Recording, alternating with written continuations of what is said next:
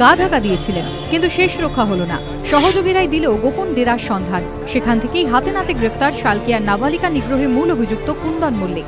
বালিকার পরিবারের অভিযোগ, 31শে জুলাই সন্ধ্যায় একটি নির্জন জায়গায় নাবালিকাকে নিগ্রহ করেন কুন্দন মল্লিক, কিন্তু তাকে চিনতে পেরে চিৎকার করে নাবালিকা। অভিযোগ, তখনই কেরোসিন তেল ঢেলে তাকে পুড়িয়ে মারার চেষ্টা করেন কুন্দন। অগ্নিদগ্ধ অবস্থায় বেশ কিছুক্ষণ রাস্তাতেই পড়ে থাকে মেয়েটি।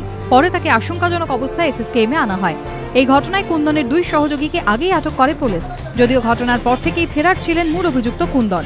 পুলিশ সূত্রে খবর, কুন্দনের 2 সহযোগী জানায় গোলাবাড়ি থানা এলাকার গোপন ডেরায় লুকিয়ে আছেন তিনি। শুক্রবার রাতেও এই ডেরায় তল্লাশি চালায় পুলিশ। সেখান থেকেই কুন্দনকে গ্রেফতার করে হাওড়া সিটি পুলিশের গোয়েন্দারা। পুলিশ সূত্রে খবর, কুন্দন এলাকার কুখ্যাত দুষ্কৃতী। তার নামে একাধিক অভিযোগ রয়েছে পুলিশের খাতায়। একাধিক অপরাধে অভিযুক্ত কুন্দনের পরিবারেরও কয়েকজন সদস্য। কুন্দনের বিরুদ্ধে ধর্ষণ ও খুনের চেষ্টার অভিযোগে মামলা রুজু করেছে পুলিশ। অন্যদিকে অগ্নিদগ্ধ অবস্থায় হাসপাতালে মৃত্যুর সঙ্গে পাঞ্জা লড়ছে নিগৃহীতা। চিকিৎসকরা জানিয়েছেন, শরীরের প্রায় 70% পুড়ে গিয়েছে তার। সুনীত হালদারের রিপোর্ট, এবিপি আনন্দ।